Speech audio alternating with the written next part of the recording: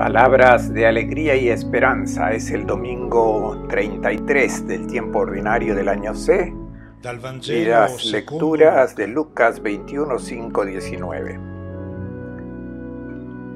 Y el comentario es del padre Fernando Armelini. Un buen domingo para todos. Estamos al final del Evangelio según Lucas, que nos ha acompañado a lo largo de este año litúrgico. Jesús está en Jerusalén, ha llegado a la meta de su viaje y el pueblo se prepara para la fiesta de la Pascua, esa Pascua que para Jesús será la última de su vida. Y el pasaje del Evangelio que vamos a escuchar sitúa a Jesús en un punto indeterminado de la ciudad, pero ciertamente es un lugar desde el que se puede contemplar el templo de Jerusalén. Y el evangelista Marcos dice que estaba en el Monte de los Olivos, junto con Pedro, Andrés, Santiago y Juan. Y el Monte de los Olivos, como pueden ver en la imagen en el fondo, es el lugar ideal para contemplar la explanada del templo. Hagamos alguna referencia a esta construcción para que podamos entender mejor lo que se nos dice en el pasaje de hoy. El edificio fue encargado por Herodes el Grande. ¿Por qué quiso hacer este maravilloso edificio? Él quería ser un gran constructor del Imperio Romano, junto con Agripa, el yerno de César Augusto, pero también quiso congraciarse con la aristocracia sacerdotal, porque el templo que había sido construido después del exilio era bastante feo. Y también se quiso ganar la simpatía del pueblo que lo consideraba un usurpador, porque no era judío. Él era hijo de un idumeo y de una mujer nabatea. La construcción se había iniciado en el 19 a.C. Y cuando escucho esas fechas de este tiempo, de este periodo, incluso cuando leo algunos hechos de la historia secular, profana, me pregunto siempre lo que estaría ocurriendo en Nazaret en esos años. En el 19 a.C., María debía tener 2 años y José 4, y quizás jugaban juntos. Cerremos el paréntesis. La construcción de ese templo que ven detrás de mí ha requerido el trabajo de más de 100.000 trabajadores. Los arqueólogos israelíes sostienen que las maravillas del mundo antiguo no eran 7, sino 9. A las 7 clásicas había que añadir 2. Una de ellas era el templo, y cuando se dice templo se entiende algo distinto del santuario. Templo se refería a toda esa explanada y también a los pórticos que estaban a lo largo de los 4 lados. A uno lo recuerdan muy bien, es el pórtico de Salomón, que era el que estaba al este de la explanada, y también el pórtico regio, que corría el lado sur. Y luego el Sanedrín, el atrio de las mujeres, el atrio de los israelitas. Esto era el templo, una maravilla arquitectónica. Y aún hoy uno se asombra de cómo han podido construir en aquel tiempo, con las herramientas que tenían a su disposición, esta obra maravillosa. Y la otra maravilla era el santuario. Y por santuario entendemos la parte central, la parte más sagrada del templo, donde estaba el santo, la menorá, el candelabro de 7 brazos, y luego el altar para ofrecer incienso al Señor. Recordamos a Zacarías que entró a ofrecer incienso y tuvo la revelación de que sería el padre de Juan el Bautista. Y luego el santuario, especialmente el Santo de los Santos, donde se creía que habitaba la gloria del Señor. El santuario fue construido por 1000 sacerdotes, a los que se les había enseñado el arte de picapedreros, porque Herodes no quería que esas piedras fueran tocadas por manos impuras. Se tardó 1 año y medio en completar el santuario.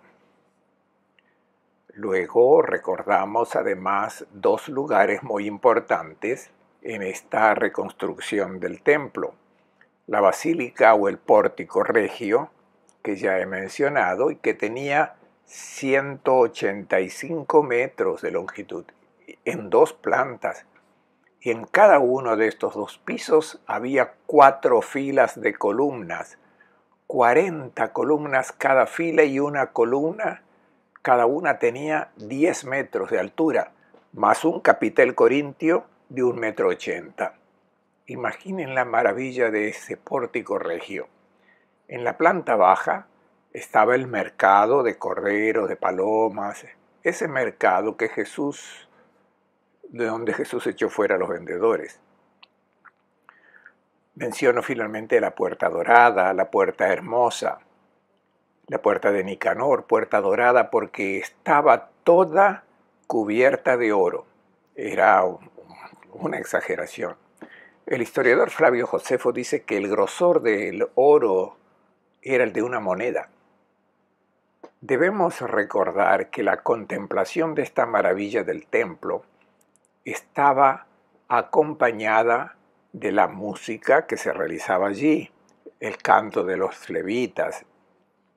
Los levitas y sus instrumentos se colocaban en los escalones, frente a esta puerta de Nicanor.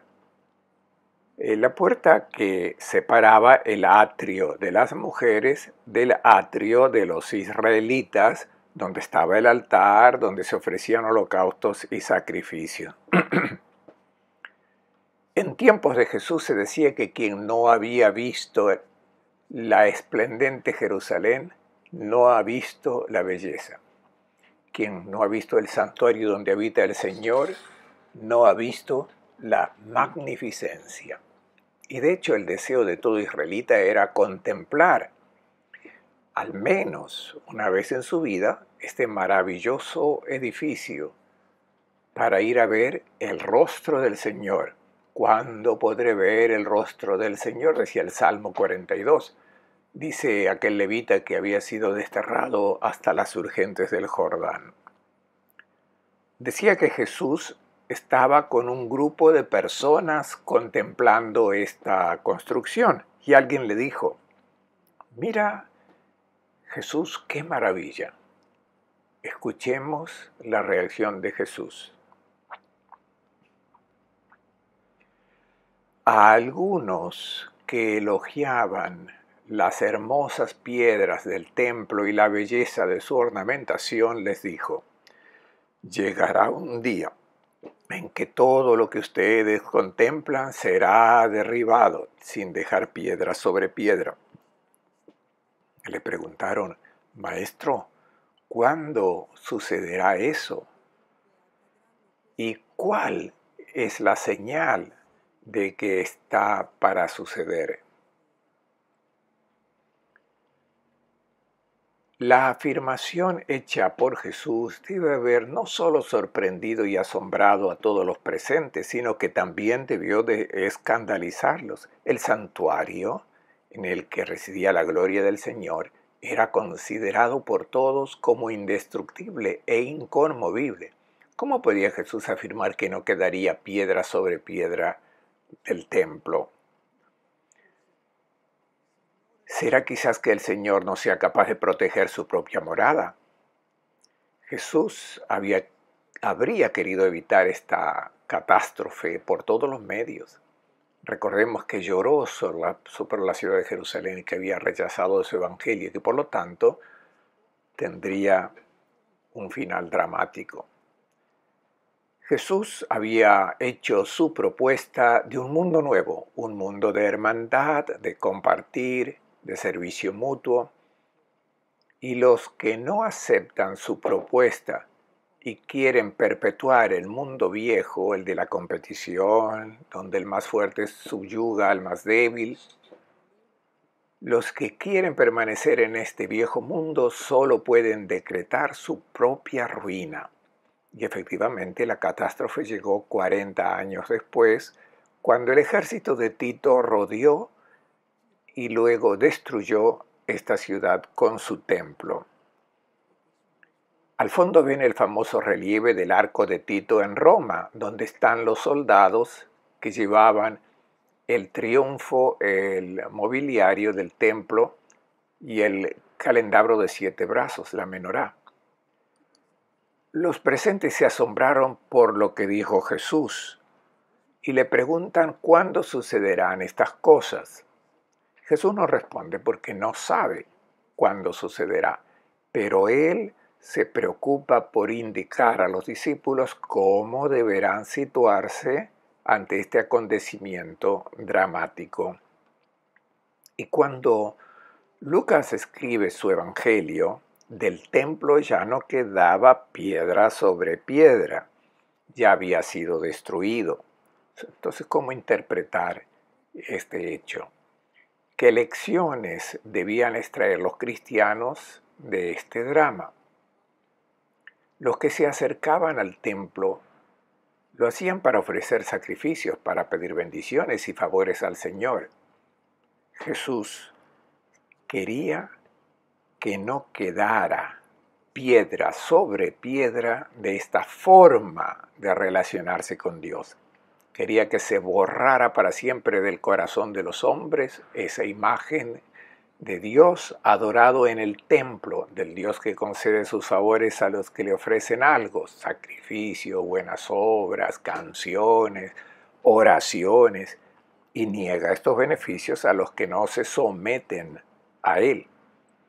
El templo de Jerusalén representaba esta relación comercial con el Señor, y Jesús quería que fuese eliminado para siempre. El Dios predicado por Jesús es el Dios del amor incondicional y gratuito. El Dios de Jesús ofrece sus beneficios a los malos y a los buenos. La destrucción del templo material debía ser leída entonces como una transición del antiguo templo al nuevo templo del que hablaba Jesús. Observen el fondo. Esa foto que tomé en el túnel occidental de la explanada del templo. Esa piedra que ven emerger del muro occidental de la explanada es la piedra de la fundación del mundo, es el lugar más sagrado del judaísmo, Levenasherquía. Dice la tradición de Israel que de esta piedra Dios ha tejido el mundo entero, y en esta piedra, y también otra que afloraba en el Santo de los Santos, en esta piedra el sumo sacerdote en el día de Yom Kippur entraba para derramar la sangre de la expiación por los pecados. Esta piedra afloraba a la superficie en el Santo de los Santos. Noten que delante de esta piedra, repito, el lugar más sagrado de Israel, siempre hay gente en oración, diurna y nocturna, especialmente mujeres. De hecho, el muro de las lamentaciones es sagrado porque es el lugar de oración más cercano a esta piedra.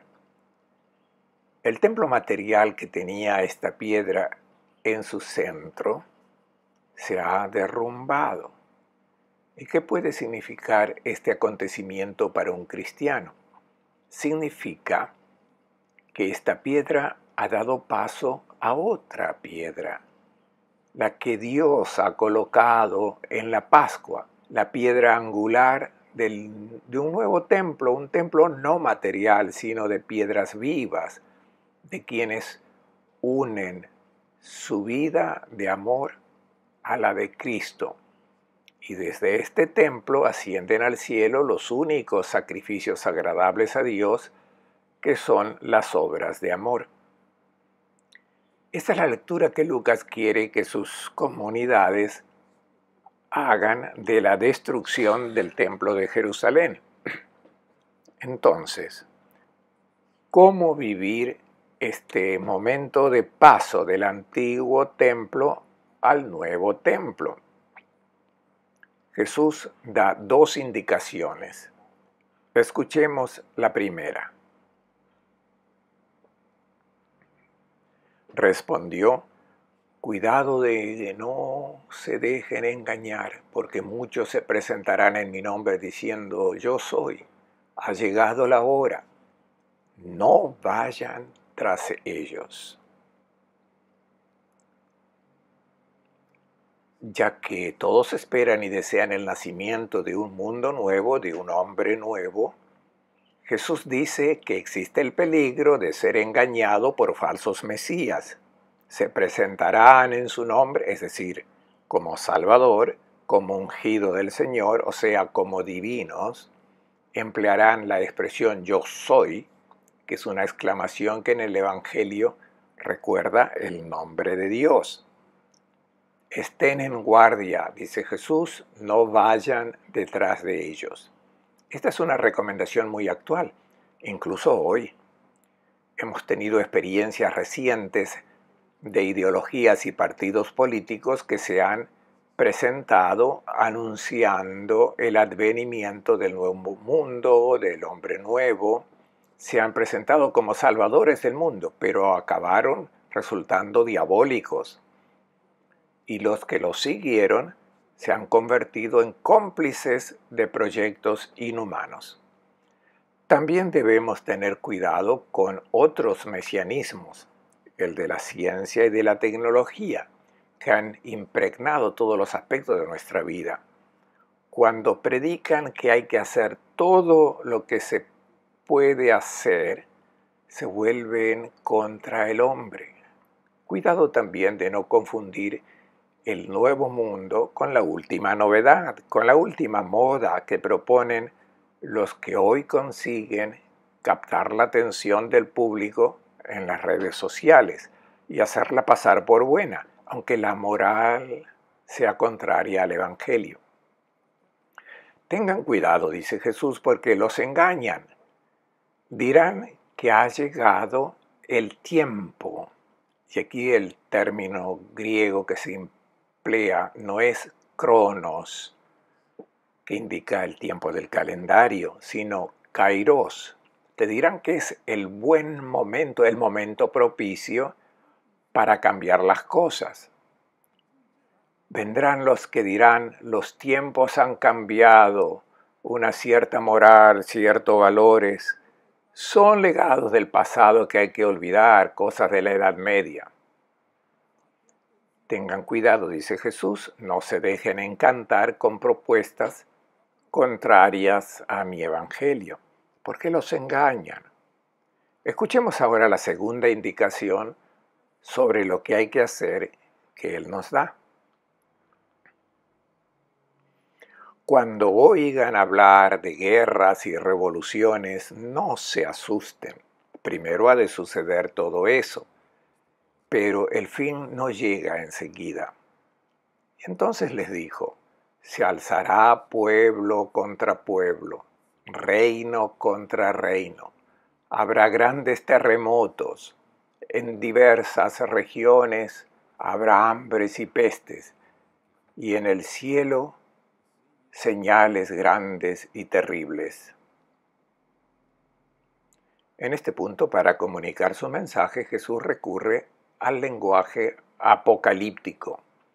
Sabemos que hoy lamentablemente este adjetivo se utiliza incorrectamente como sinónimo de catastrófico. No, apocalíptico no tiene nada que ver con las catástrofes, aunque los periodistas hablen de sequía apocalíptica, de tsunami apocalíptico, de desastre apocalíptico. No, este adjetivo viene del verbo griego apocalipto.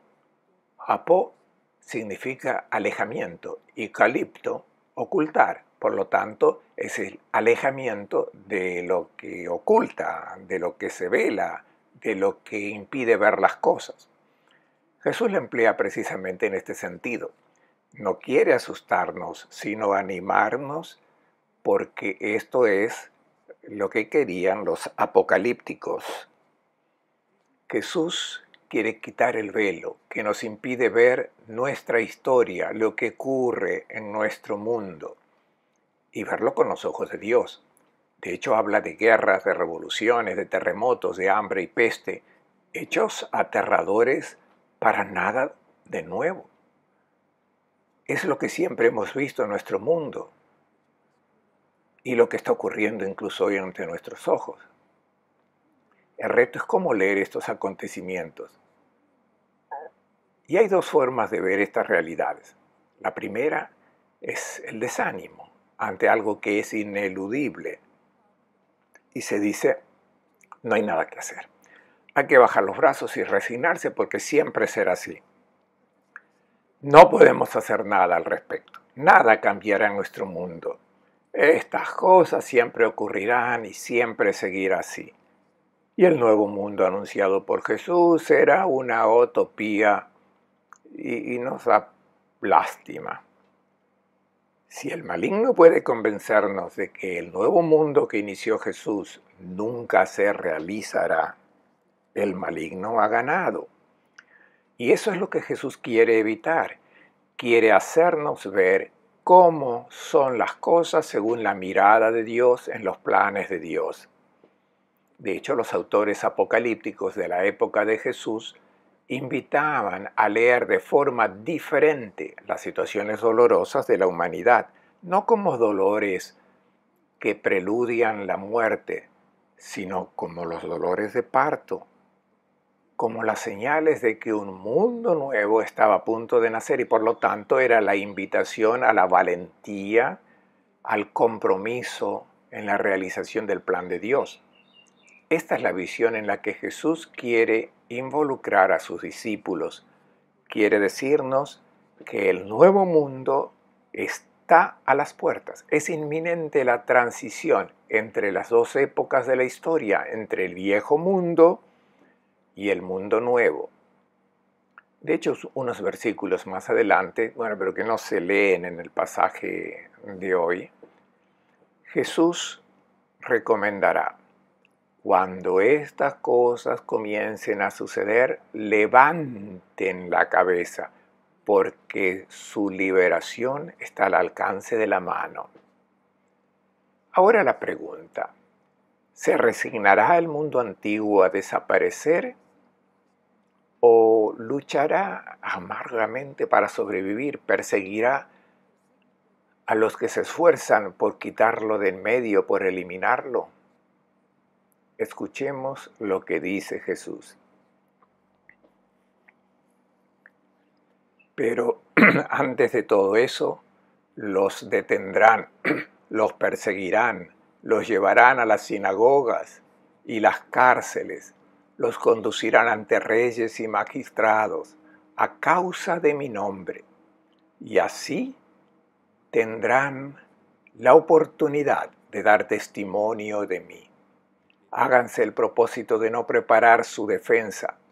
Yo les daré una elocuencia y una prudencia que ningún adversario podrá resistir ni refutar. Hasta sus padres y hermanos, parientes y amigos los entregarán. Y algunos de ustedes serán ajusticiados, y todos los odiarán a causa de mi nombre. Sin embargo, no se perderá ni un pelo de su cabeza. Gracias a la constancia, salvarán sus vidas. Hay sufrimientos y tribulaciones que suceden sin ser deseados, pero hay otros que hay que tener en cuenta que le ocurrirán ciertamente si se hacen ciertas elecciones. Si uno elige seguir a Cristo, debe saber que hay un precio que pagar. Será la persecución. Jesús no quiso engañar a sus discípulos. No les prometió una vida fácil, no les aseguró aplausos, aprobación por parte de la gente, sino que con insistencia reiteró que la adhesión a Él implicaría oposiciones. Dijo que lo que le sucede al Maestro también le sucederá a ellos. Si les llamó Belcebú al amo de la casa, ¿qué se podrá esperar de sus familiares? ¿Por qué esta persecución? Porque Jesús inició un nuevo mundo y el viejo mundo no se resigna a desaparecer. La institución religiosa fue desafiada por el verdadero rostro de Dios presentado por Jesús y reaccionaron. Contra Jesús han tirado piedras. ¿Qué pueden esperar los discípulos? La economía del Imperio Romano se basaba en la esclavitud. Entre el 20 y el 30% de la población eran esclavos. Luego viene el Evangelio que habla de la hermandad universal y pone en cuestión toda la institución. ¿Qué pueden esperar los anunciadores de esa novedad del amor para todos? Serán perseguidos. Y Jesús lo dijo. Preocúpense si no los persiguen. Ay de ustedes cuando todos hablen bien de ustedes, porque significa que razonan como los paganos, que viven como ellos. Ahora, el problema es cómo comportarse cuando uno es perseguido. La persecución ciertamente vendrá. Y es hermoso, algo que ya he citado en otro video, lo que le respondió un obispo de Oriente que vivía en una condición dramática de persecución. Le respondió a uno de sus hermanos de Occidente que le preguntó cómo se puede vivir en esta situación tan difícil. Le contestó, lo que no entiendo es cómo hacen ustedes en Occidente a vivir como cristianos sin ser perseguidos. Jesús nos dice ahora cómo deben comportarse sus discípulos en la persecución. Primera indicación que da. Tendrán la oportunidad de dar testimonio. ¿Qué clase de testimonio? ¿Con palabras? No. Tratemos de pensar. ¿Cuándo puedes demostrar que eres manso?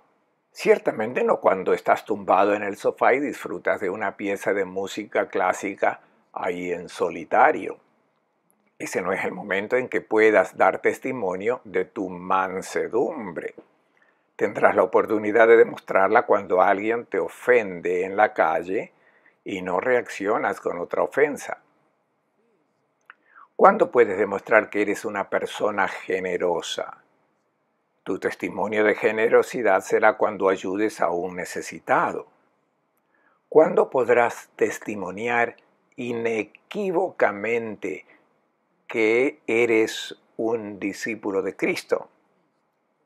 Esto es lo que Jesús dice, que la persecución te ofrece la oportunidad de demostrar que eres capaz de amar a los que te odian, de bendecir a los que te maldicen, de hacer el bien a los que quieren quitarte la vida. La persecución pone al discípulo en la posición ideal para testificar que con Cristo un nuevo espíritu ha entrado en el mundo, un poder divino que hace a uno capaz de amar a sus enemigos. Los que no están animados por este espíritu responden al mal con el mal, a la ofensa con la ofensa.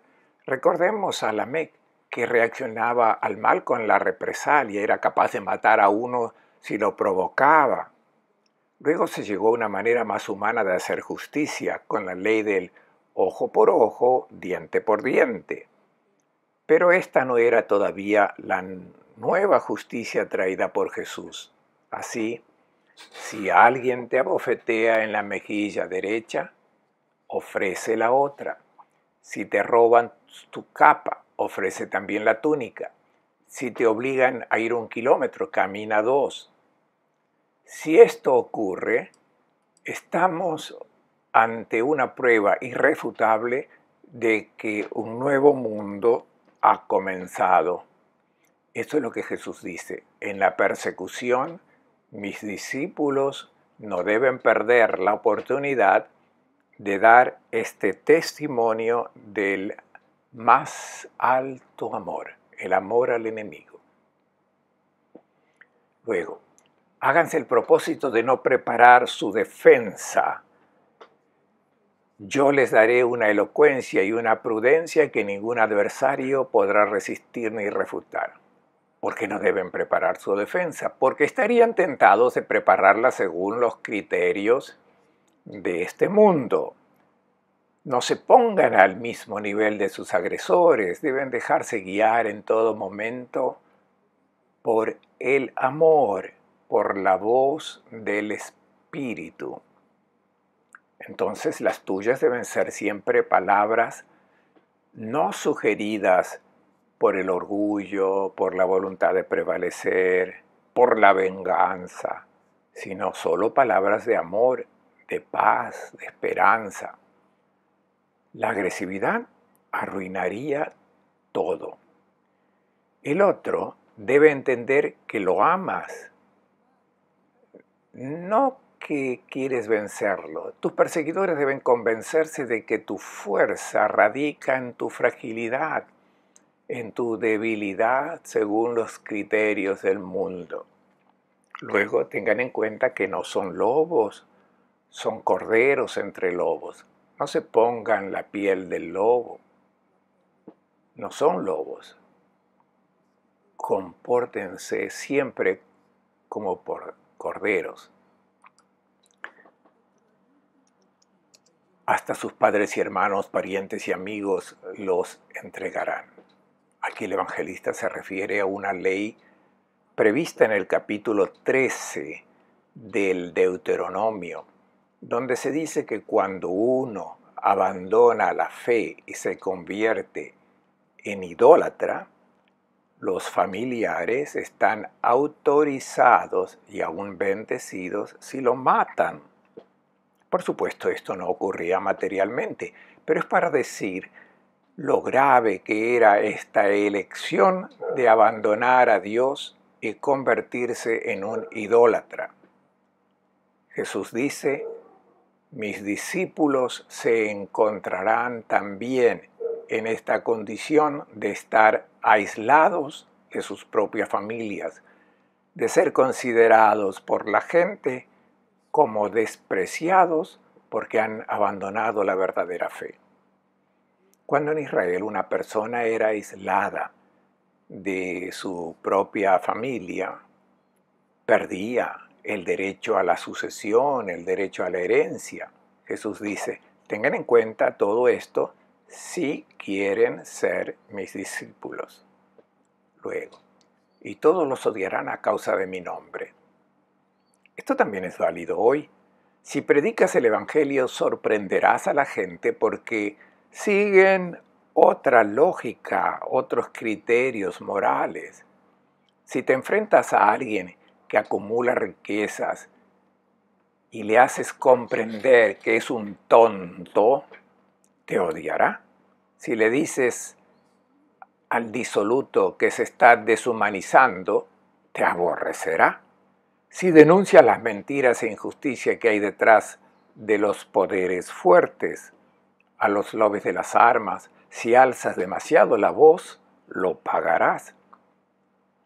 Y la promesa final de Jesús: tengan presente que en la persecución no les podrán hacer nada, porque aunque quizás les quiten la vida, pero gracias a la constancia salvarán sus vidas. No se perderá ni un pelo de su cabeza. ¿Qué quiere decir Jesús? Realmente quería llegar a esto. Sean perseverantes en la persecución, aguanten. Lo más que te pueden hacer es quitarte la vida biológica, pero no pueden tocar tu vida real. En griego se llama psique, que no es la vida biológica, es la vida que Dios te ha dado y que crece en ti cuando amas, incluso al enemigo. Y esta vida nadie te la puede quitar. Les deseo a todos un buen domingo y una buena semana.